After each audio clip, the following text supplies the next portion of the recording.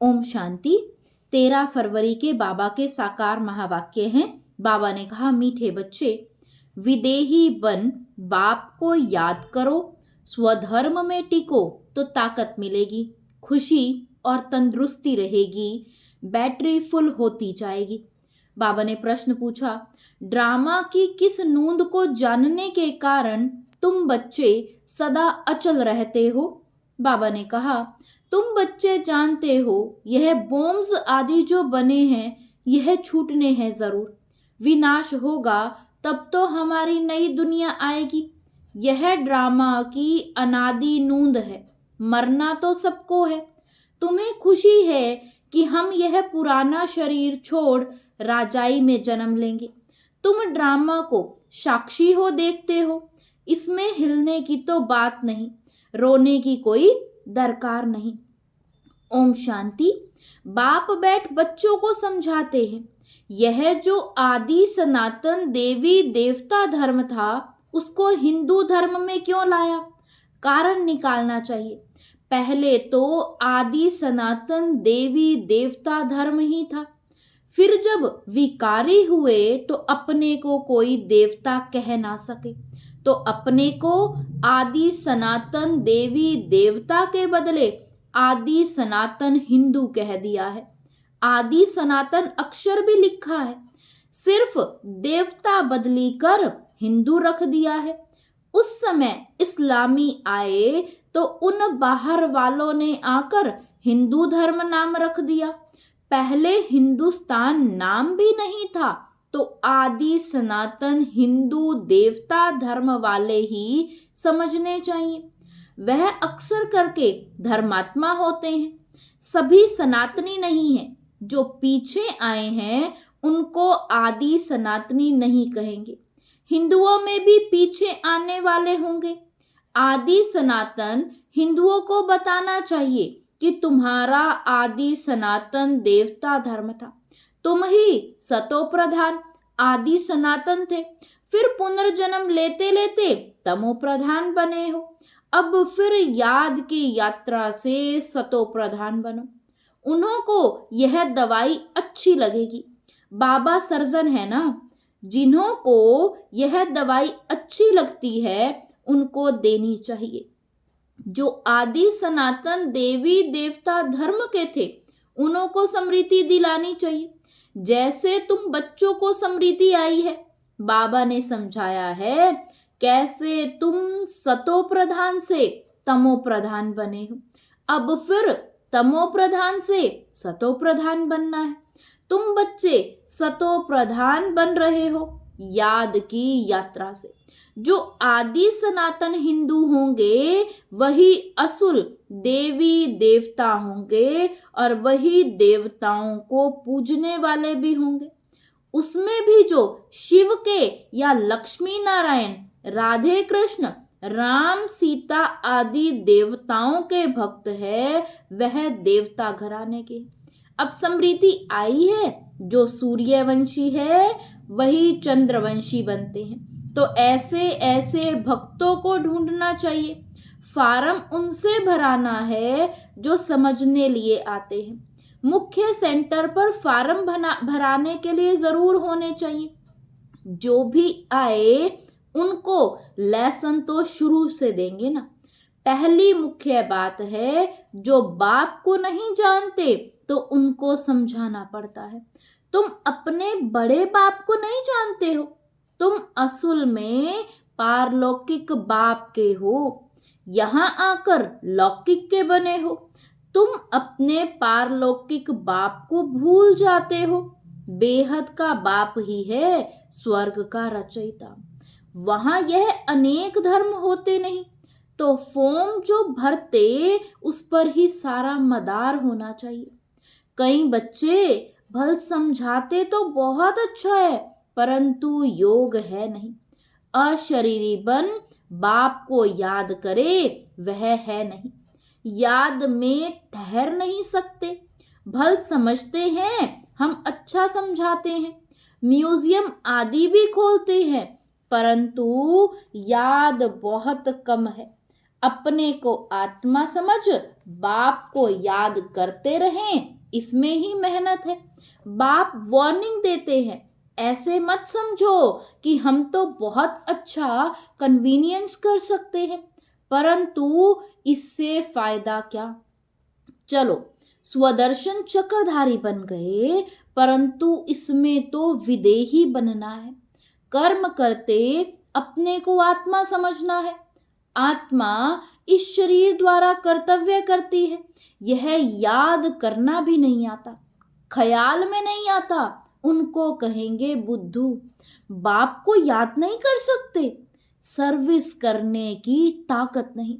याद बिगर आत्मा में ताकत कहाँ से आएगी। बैटरी कैसे भरे, चलते चलते खड़ी हो जाएगी, ताकत नहीं रहेगी।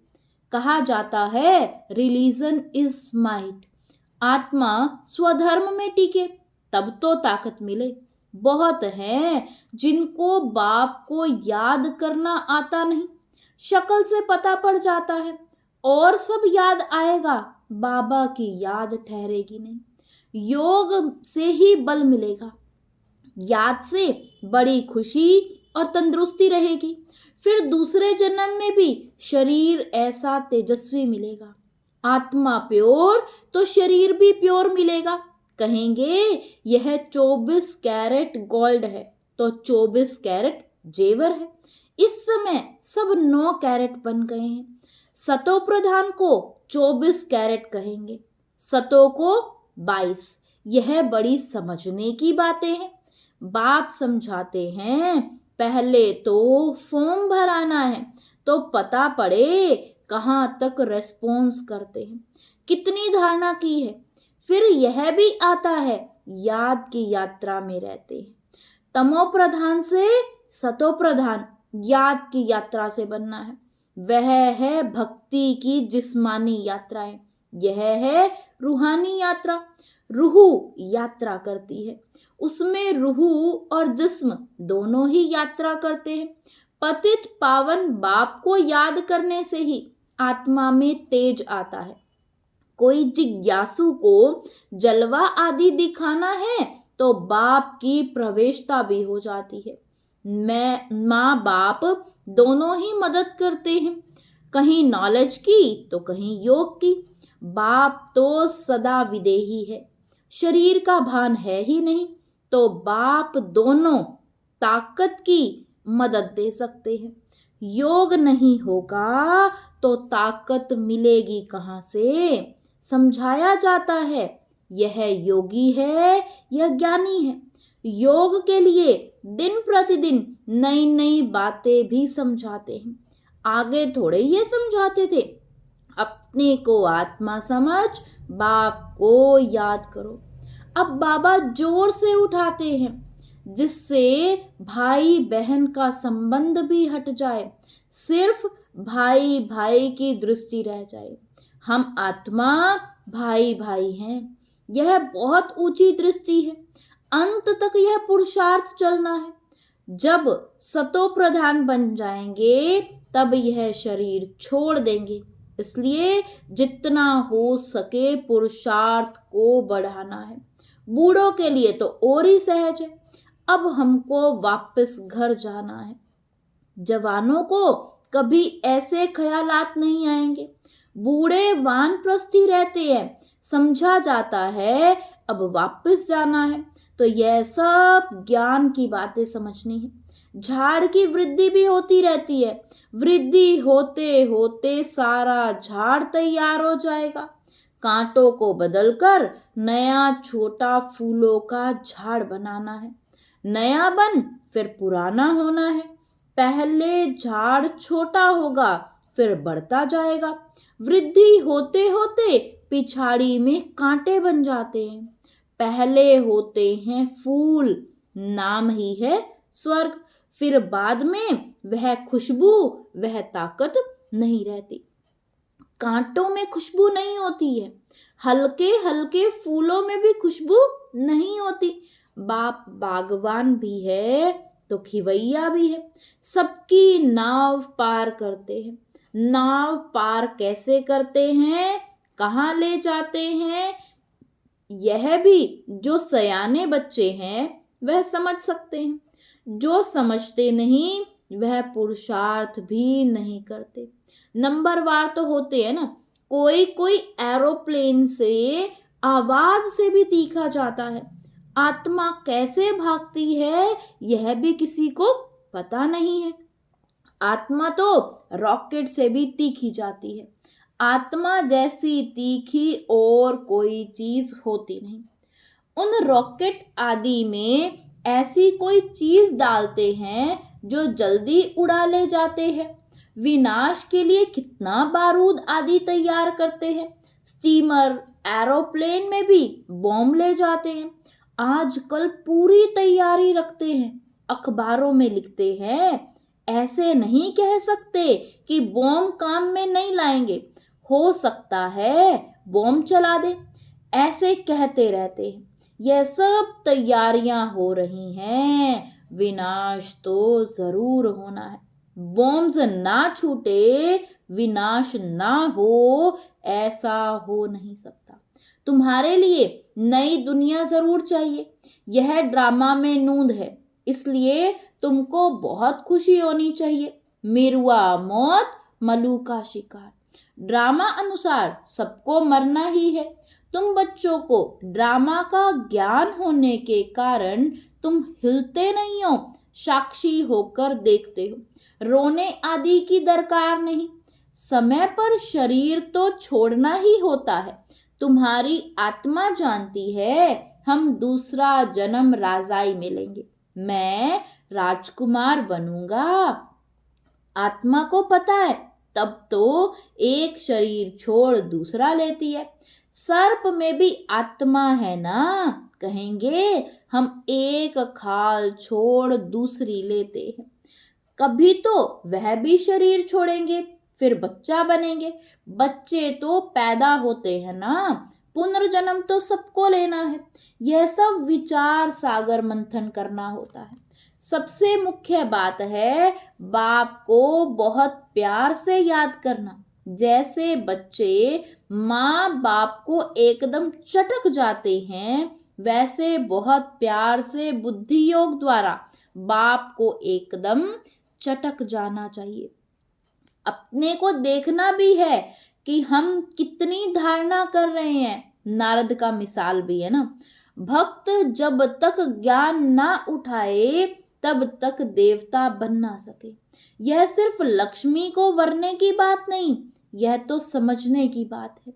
तुम बच्चे समझते हो जब हम सतो प्रधान थे तो विश्व पर राज्य करते थे।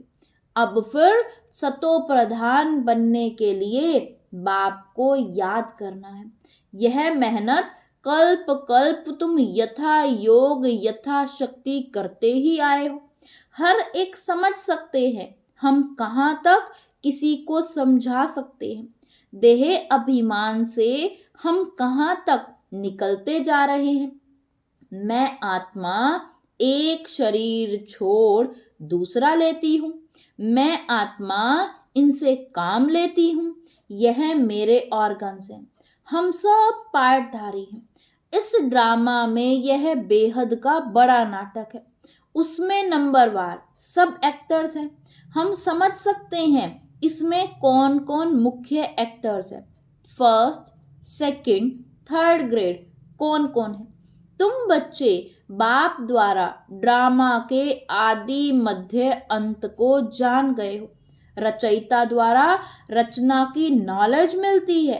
रचयिता ही आकर अपना और रचना का राज समझाते हैं। यह उनका रथ है जिनमें प्रवेश कर आए हैं।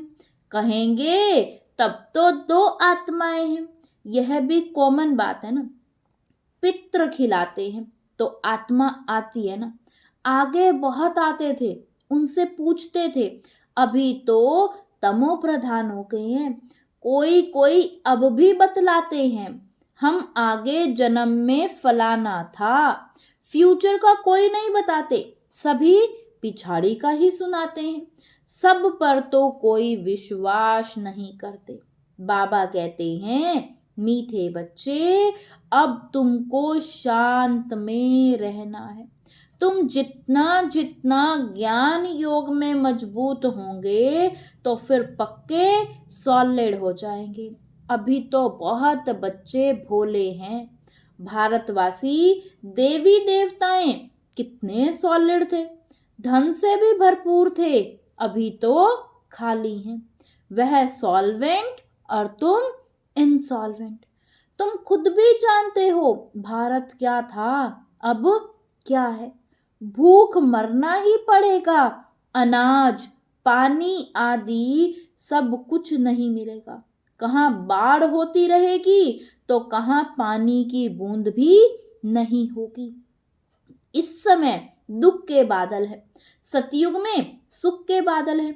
इस खेल को तुम बच्चों ने ही समझा है और किसी को भी पता नहीं है। बैस पर भी समझाना बहुत अच्छा है। वह लौकिक हद का बाप और यह पारलौकिक बेहद का बाप। यह बाप एक ही बार संगम पर बेहद का वर्षा देते हैं, नई दुनिया बन जाती है। यह है आयरन एज, फिर गोल्डन एज जरूर बननी है। तुम अभी संगम पर हो, दिल साफ मुराद हासिल। रोज अपने से पूछो, खराब काम तो नहीं किया, किसके लिए अंदर विकारी ख्यालात तो नहीं आए, अपनी मस्ती में रहे या झरमुई झगमुई में टाइम गवाया। बाप का फरमान है, मामी कम याद करो। अगर याद नहीं करते तो ना फरमान बरदार हो जाते हो। अच्छा, मीठे मीठे सिकिलदे बच्चों प्रति माता पिता बाप दादा का याद प्यार और गुड मॉर्निंग। रूहानी बाप की रूहानी बच्चों को नमस्ते। धारणा के लिए मुख्य सार है, फर्स्ट पॉइंट, ज्ञान योग की मस्ती में रहना है, दिल साफ रखनी है, झरमुई झगमुई अर्थात व्यर्थ चिंतन में अपना समय नहीं गंवाना है। सेकंड पॉइंट, हम आत्मा भाई भाई हैं, अब वापस घर जाना है। यह अभ्यास पक्का करना है। विदेही बन स्वधर्म में स्थित हो, बाप को याद करना है। वरदान दिया बाबा ने आज, स्वस्वरूप और बाप के सत्य स्वरूप को पहचान, सत्यता की शक्ति धारण करने वाले दिव्यता संपन्न भव। स्वस्वरूप और बाप के सत्य स्वरूप को पहचान, सत्यता की शक्ति धारण करने वाले दिव्यता संपन्न भव। जो बच्चे अपने स्वस्वरूप को व बाप के सत्य परिचय को यथार्थ जान लेते हैं और उसी स्वरूप की स्मृति में रहते हैं तो उनमें सत्यता की शक्ति आ जाती है। उनके हर संकल्प सदा सत्यता व दिव्यता संपन्न होते हैं। संकल्प, बोल, कर्म और संबंध संपर्क सब में दिव्यता की अनुभूति होती है। सत्यता को सिद्ध करने की आवश्यकता नहीं रहती। अगर सत्यता की शक्ति है तो खुशी में नाचते रहेंगे। स्लोगन है, साकाश देने की सेवा करो तो समस्याएं सहज ही भाग जाएंगी। साकाश देने की सेवा करो तो समस्याएं सहज ही भाग जाएंगी। ओम शांति।